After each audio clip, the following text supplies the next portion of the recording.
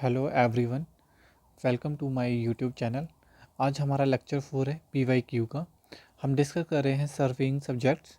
इसका first question आज जो है, which of the following scale of the map not affected due to shrinkage of map. First option है engineering scale, graphical scale, representative fraction and none of these. इसका जो right answer है वो B होगा। क्यों होगा डिस्कस करते हैं। जो फर्स्ट हम डिस्कस करते हैं इंजीनियरिंग स्केल कैसे अफेक्ट होता है।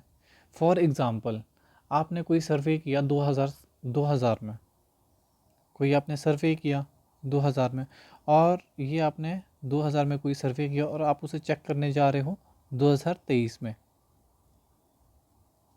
जब आपने कोई सर्वे किया होगा तो टाइम की वेरिएशन के साथ वो श्रंक हो गया होगा। जो मेज़रमेंट आपने फॉर एग्ज़ाम्पल यहाँ 100 मीटर का कोई डिस्टेंस मेज़र किया, टाइम की वेरिएशन के साथ वो 91 मीटर का हो गया।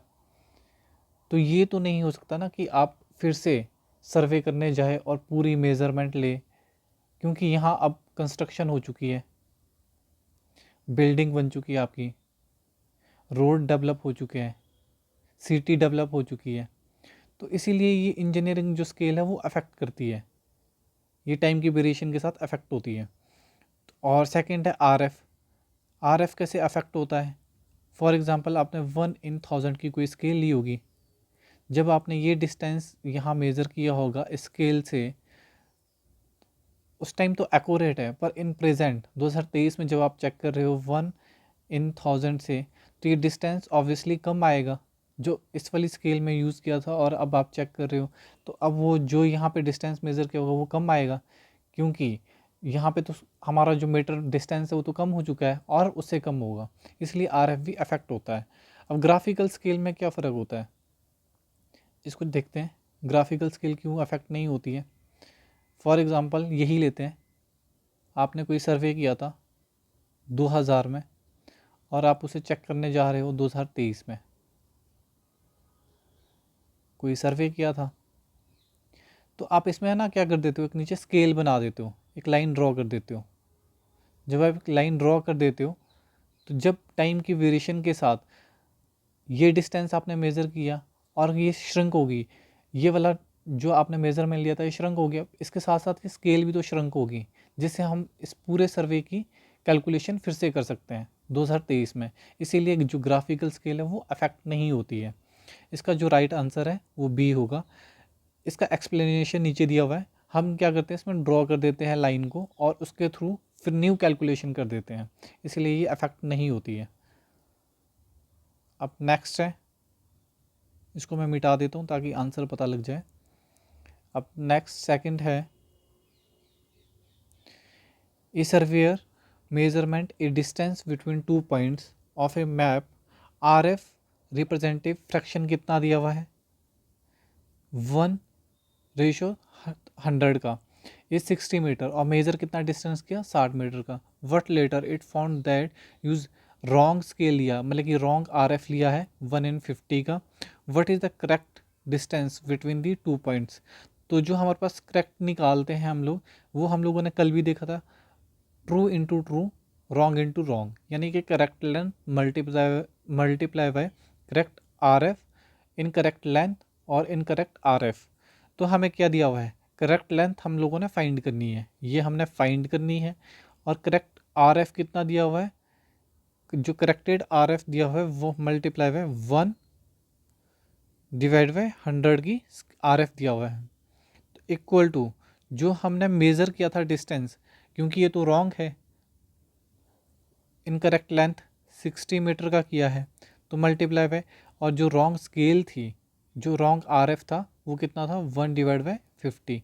जब हम इसे सॉल्व करते हैं तो हमारे पास जो करेक्ट लेंथ आएगी 60 metre multiply by 1/50 multiply by 100, 20 और 12, यानी कि 120 मीटर। इसका जो राइट आंसर होगा वो डी होगा। हमें फॉर्मूला याद होना चाहिए, correct into correct, wrong into wrong. Third है, correction of length due to reduction to mean sea level. Okay, जो हमारे पास होती है करेक्शन अप्लाई करते हैं मीन सी लेवल से, वो डायरेक्ट किसके इक्वल होती है? वो हमारी directly proportional to the measured length होती है, directly proportional to the radius of the earth होती है, inversely proportional to measured length होती है, या इन्वर्सली प्रोपोर्शनल टू हाइट एवं मीन सी लेवल होती है। तो हमें पता है कि जो करेक्शन ऑफ लेंथ निकालते हैं मीन सी लेवल से, वो डायरेक्टली प्रोपोर्शनल टू होती है मेजर्ड लेंथ के। इसका जो आंसर होगा वो ए होगा। ये फॉर्मूला दिया हुआ है, d is directly proportional to the d is the measured length. Next है fourth, the vernier scale in which 10 division of vernier scale is equal to the 9 division of main scale. तो ये क्या कौन सी scale होती है? Direct vernier होता है, double vernier होता है, एक्सटेंडेड वर्नियर होता है, एक्सटर्नल एक्सटेंडेड वर्नियर होता है, या रेट्रोग्रेड वर्नियर होता है। हमें पता है कि जो डायरेक्ट वर्नियर, ये जो स्केल होती है डायरेक्ट वर्नियर की डेफिनेशन है, जो 10 डिवीज़न ऑफ वर्नियर होगा वो equal to the 9 division of main scale होगा, यानी कि n-1 n division of vernier scale, तो n-1 division of main scale, ये डायरेक्ट वर्नियर की होती है। और जो इसमें जो रीडिंग्स होती है जो मूव करती है main scale and vernier scale की, वो सेम डायरेक्शन में मूव करती है। अगर हमारा वर्नियर स्केल मूव इस साइड को कर रहा है तो मेन स्केल की रीडिंग भी हमारी इसी साइड को मूव करेगी। नेक्स्ट है, ये नीचे एक्सप्लेनेशन दिया हुआ है, direct vernier it is also constructed that n-1 division of the main scale is equal to the n division of the vernier scale. और जो स्केल में जो मूव करेगा वो सेम डायरेक्शन में मूव करेगा, main scale and vernier scale. If the smallest division of the vernier is longer than the smallest division of primary scale then vernier is non है। अगर हमारी स्मॉल डिवीजन ऑफ वर्नियर यानी कि vernier scale की reading ज़्यादा है as compare to main scale, तो वो कौन सी स्केल होती है? रेट्रोग्रेड वर्नियर डायरेक्ट होती है, डबल होती है, सिंपल वर्नियर होती है। तो जो ये होता है ये होती है रेट्रोग्रेड वर्नियर की, ऑप्शन ए। इसका जो आंसर होगा वो ए होगा। इसमें जो रीडिंग्स होती है ये हमारी n+1 से होती है। अगर n division of vernier is equal to n+1 division of main scale, और इसमें जो हमारी रीडिंग्स बढ़ती हैं ये एक दूसरे के अपोजिट होती है। अगर वर्नियर स्केल हमारा इस साइड को मूव कर रहा है तो जो मेन स्केल की रीडिंग होगी वो इसके अपोजिट होगी। ओके, ये नीचे एक्सप्लेन किया हुआ है, इसको देख लेना। ये अपोजिट डायरेक्शन में मूव करती है, ये n+1 division of main scale होती है। सिक्स्थ है, which of the following instrument is use for setting out right angle. अब हमें इसमें बताना है कि राइट एंगल किसके लिए होता है यूज़। फर्स्ट है clinometer, offset rod, prism square, या प्लम बॉब। क्लिनोमीटर क्यों यूज़ करते हैं हम लोग? स्लोप के लिए, slope and gradient. Offset rod भी हमारा मेजर करता है। फिर प्रिज्म स्क्वायर, प्रिज्म स्क्वायर जो होता है हमारा राइट एंगल के लिए यूज़ किया जाता है, राइट एंगल मेज़र के लिए यूज़ किया जाता है। प्लम बॉब तो हमारे सेंटर पॉइंट ढूंढने के लिए यूज़ किया जाता है। ये प्लम बॉब जो हम पढ़ेंगे ये हम प्लेन टेबल में पढ़ेंगे। तो इसका जो राइट आंसर होगा वो 6 का सी, प्रिज्म स्क्वायर। प्रिज्म स्क्वायर क्यों यूज़ करते हैं? राइट एंगल के लिए यूज़ किया जाता है। तो इसकी एक्सप्लेनेशन नीचे दी हुई है। फिर 7th है, which survey line is use for locating interior detailing. कौन सा सर्वे बताता है, कौन सी सर्वे लाइन बताती है? Base line, proof line, check line, या टाई लाइन। हमने पहले भी ये क्वेश्चन एक्सप्लेन किया था। तो जो हमारी टाई लाइन होती है वो हमारी इंटीरियर डिटेलिंग के बारे में बताता है, तो इसका आंसर होगा डी। जो बेस लाइन होती है वो सबसे लॉन्गेस्ट लाइन होती है। चेक लाइन हमारी एक्यूरेसी को चेक करता है।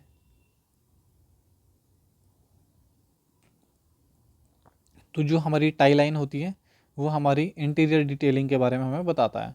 तो इसका जो राइट आंसर होगा डी होगा। टाई लाइन हमारी सब्सिडरी लाइंस भी होती है, ये हमें इंटीरियर डिटेलिंग के बारे में बताता है। मेन लाइन होती है जो लाइन जॉइन मेन सर्वे लाइन स्टेशंस को ज्वाइन करते हैं। बेस लाइन क्या होती है, ये सबसे लॉन्गेस्ट लाइन होती है और ये इक्वल डिवाइड करती है 2 पार्ट्स में। चेक लाइन हमारी एक्यूरेसी को चेक करता है। नेक्स्ट है 8th, chain survey is most suitable when. Chain survey कब सूटेबल होता है? तो जब भी चेन सर्वे के बारे में हमने पढ़ा था, ओपन एरिया होना चाहिए, लार्ज स्केल का होता है, ये हमारे स्मॉल डिस्टेंस के लिए होता है। तो इसमें देखते हैं कि इसमें क्या पूछा गया है। Chain survey in the most suitable when ground is Fairlie level and open, ये तो सही है। एरिया इज स्मॉल, ये भी ठीक है। तो plain area required on a large scale, ये भी सही है। तो इसका जो राइट आंसर है वो डी होगा। ये इसकी एक्सप्लेनेशन दी हुई है। नेक्स्ट है 9th, which one of the following will the chain serving we well adopted one. Large chain survey किसके लिए और क्यों, किस एरिया के लिए होता है और कौन सी स्केल के लिए होता है, इसमें ये पूछा। Large area will difficult detailing, small survey in open ground, small survey and crowd detailing, large area with simple detailing. तो हमने पढ़ा है कि जब भी हम चेन सर्वेइंग करते हैं वो हमारा स्मॉल सर्वेइंग के लिए होता है एंड ओपन ग्राउंडिंग के लिए होता है। तो इसका आंसर होगा बी। नेक्स्ट है 10th, if a chain is found to short on testing it can be adjusted by. अगर हमारी चेन शॉर्ट हो जाती है तो हम उसे एडजस्ट कैसे करते हैं? या तो हम अपने लिंक्स को स्ट्रेट कर देते हैं, सर्कुलर रिंग को खोल देते हैं, या फिर हम न्यू रिंग्स प्रोवाइड कर देते हैं, एडजस्ट कर लेते हैं, या फिर सर्कुलर रिंग को फ्लैट कर देते हैं। तो ये इसकी एक्सप्लेनेशन थी। तो इसका जो फर्स्ट स्ट्रेटिंग द लिंक्स, ये भी सही है। रिंग को हम प्रोवाइड करते हैं, एडिशनल रिंग्स प्रोवाइड कर देते हैं, जो हमारे सर्कुलर रिंग्स है उनको फ्लैट कर देते हैं। तो डी ऑप्शन एनी ऑफ, ये इसका आंसर जो होगा डी होगा। इनमें से कोई भी हम एक ऑप्शन प्रोवाइड कर सकते हैं, तो इसलिए इसका राइट आंसर डी होगा। देखिए नीचे इसकी एक्सप्लेनेशन दी है। रिंग को हम ओपन कर सकते हैं, न्यू रिप्लेस कर सकते हैं, ओल्ड रिंग को रिप्लेस कर सकते हैं हम लोग। 11th, during चेनिंग along straight line, कोई सर्वे कर रहा है तो इस डायरेक्शन में, the leader of the survey party has 3 arrow. एक होता है लीडर, एक होता है फॉलोअर। फॉलोअर हमेशा लीडर को फॉलो करेगा। तो जो फॉलोअर है उसके पास कितने एरोज हैं? 5। The distance of the follower from the starting point, तो जो लीडर होता है वो तो आगे आगे जाता है, और जो लीडर अपने एरोज को फिक्स करता है तो फॉलोअर उसको कलेक्ट करता जाता है। जितने एरो फॉलोअर के पास होंगे उतनी ही हमारी चेन सर्वे की लाइंस होगी। तो उसके पास, फॉलोअर्स के पास 5 एरो है, तो जो हमारे पॉइंट्स होंगे, यानी कि कितनी चेन उसने मेजर्ड की है, 5 चेन मेज़र करेगा वो। इसका फर्स्ट ऑप्शन है ए, 3 चेन, 4 चेन, 5 चेन, या नन ऑफ दीज। फॉलोअर्स के पास जितनी एरोज होंगे उतनी ही चेन्स उसने मेज़र की होगी। तो इसका जो राइट आंसर होगा सी होगा, यानी कि 5 chain. 12th, in chain survey executing the first step then is. जो हमारा चेन सर्वे में फर्स्ट जो पॉइंट्स होता है, मतलब कि कौन सा सर्वे हम फर्स्ट करते हैं, reference, sketch, marking station, running सर्वे लाइन, या रिकोनिसेंस। तो जब भी हम लोग सर्वे करते हैं हमारा फर्स्ट स्टेप हमेशा रिकोनिसेंस होता है। हम वहाँ की कलेक्ट डिटेल करते हैं, जो हमें मैप के ऊपर नहीं मिलता है, जो मेजर्ड या कोई भी हमें वहाँ नियर बाई स्टेशंस देखना है मैप के ऊपर नहीं होते, तो उसे हम कलेक्ट करने की कोशिश करते हैं। और यहाँ पे हम लोग डिटेलिंग करते हैं, जियोलॉजिकल फीचर्स देखते हैं, नियर बाई कंस्ट्रक्शन देखते हैं, approximate estimation of construction of road देखते हैं कि कौन सा पाथ हमें इजी रहेगा। तो इसीलिए हम, जो हमारा फर्स्ट सर्वे होता है यानी कि फर्स्ट स्टेप होता है, वो वहाँ का रिकोनिसेंस सर्वे होता है। तो इसका जो राइट आंसर होगा डी होगा। 13th है, chainage is the distance measured along a chain line perpendicular to chain line perpendicular to a tie line, none of these। जो हमारे पास चेनेज होती है वो कौन सी डिस्टेंस होती है, अलोंग द चेन लाइन, जिस लाइन में हम लोग सर्वे कर रहे हैं वही हमारी चेनेज होती है, अलोंग द चेन लाइन। इसका राइट आंसर होगा A. Next, the approximate tolerance in 20 metre chain.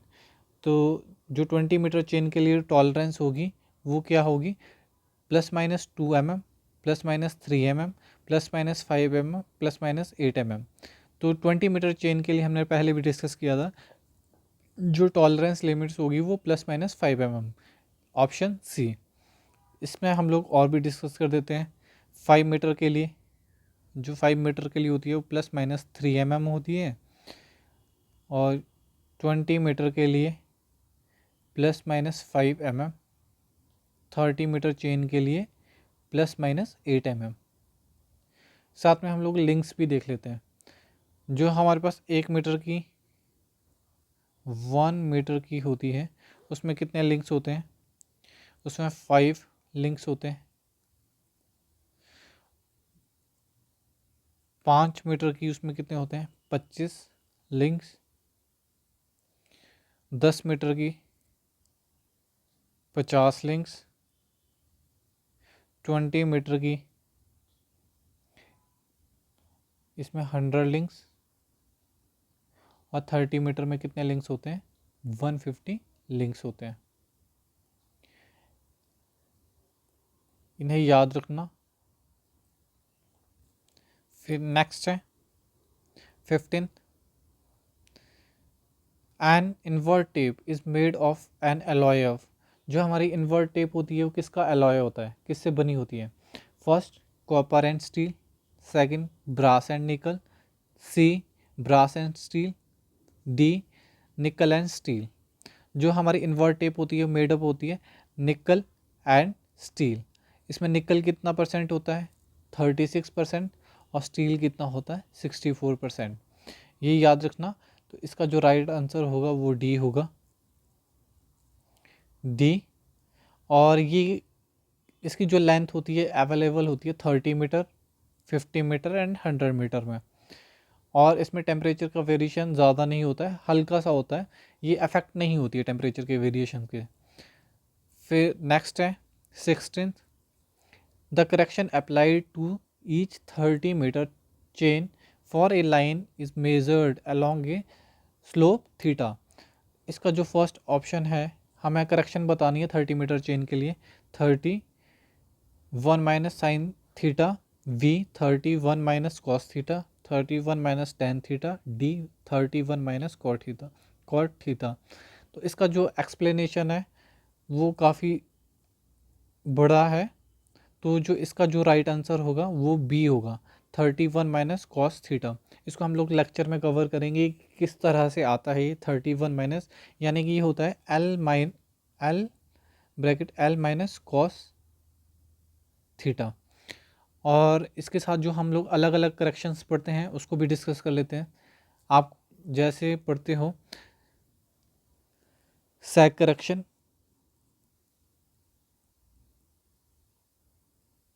Sag correction का फॉर्मूला क्या होता है, W² L³ 24 P²।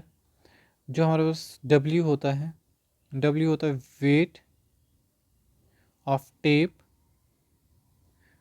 Per unit length, और जो P होता है वो अप्लाइड पुल होता है, अप्लाइड पुल। अब सेकंड है टेम्परेचर करेक्शन। टेम्परेचर करेक्शन का जो फॉर्मूला है CT equal to alpha TM minus T0 into L। TM क्या है, मीन टेम्परेचर। T0 क्या है, स्टैंडर्डाइजेशन टेम्परेचर।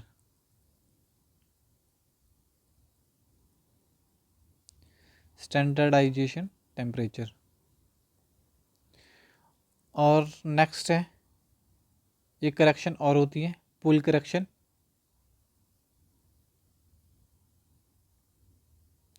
पुल करेक्शन का जो फॉर्मूला है CP equal to P minus PS divide by AE multiply by L।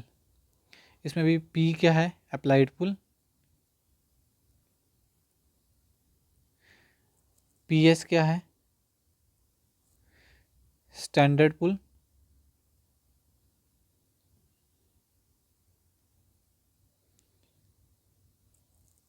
ये हमारे अलग करेक्शन, ये हमारी थी करेक्शन पुल करेक्शन, ये हमारी temperature correction.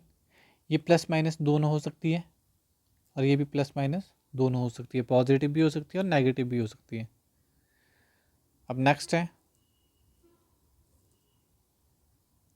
17th, compensating error is in chaining are. जो हमारी कंपनसेटिंग एरर होती है वो कौन सी होती है, ये किसके प्रोपोर्शनल होती है, proportional to the length of the line, proportional to the square root of the length of the line, inversely proportional to the square root of the length of the line, या inversely proportional to the length of the line. हम दो तरह की पढ़ते हैं। जो हमारी compensating error होती है वो proportional to the square root of the length of the line के बराबर होती है, यानी कि C is directly proportional to the square root of the length of the line. एक होती है क्यूमुलेटिव एरर। क्यूमुलेटिव एरर क्या होती है, वो directly proportional to the length of the line के बराबर होती है। इन दोनों में कन्फ्यूजन बहुत ज़्यादा होती है, हमेशा याद रखना कंपनसेटिंग जो एरर होती है वो proportional to the square root of the length of the line होती है। ये इसकी डिटेलिंग है। यहाँ थोड़ा सा गलत है, ये स्क्वायर रूट होगा। 18th, generally in chaining triangulation, well conditioned triangle or will be surveying a triangle is said to be well conditioned when no angle in it is। well conditioned triangle के बारे में बताना है। ये first option है less than 30 degree और more than 120 degree, less than 10 degree और more than 101 degree. फिर सी है लेस देन 20 डिग्री और मोर देन 100, लेस देन 150 और मोर देन 90। इनमें से कौन सा एंगल होता है, should not be less than 30 degree और मोर देन 120 डिग्री। इसका जो राइट आंसर होगा ए होगा। ये ट्राइंगल इन वेल कंडीशन कौन सी होती है, वो 30 डिग्री से कम नहीं होना चाहिए और 120 डिग्री से ज़्यादा नहीं होना चाहिए। इसका जो आंसर होगा ए होगा। 19th है working principle of optical square is based on. जो हमारा ऑप्टिकल स्क्वायर होता है वो किसके ऊपर बेस होता है, first reflection, double reflection, refraction या रिएक्शन। तो हमें पता है कि जो ऑप्टिकल स्क्वायर होता है वो हमारा काम वर्क करता है डबल रिफ्लेक्शन पर। तो इसका जो राइट आंसर होगा वी होगा। ये एक्सप्लेनेशन दी हुई है। और जो सर्कुलर बॉक्स होता है उसका जो डायामीटर होता है 50 mm का होता है और जो डेप्थ होती है 12.5 mm। ये स्टेट एग्ज़ाम में पूछा जाता है, तो इसलिए इसका बॉक्स का साइज़ भी याद रखना।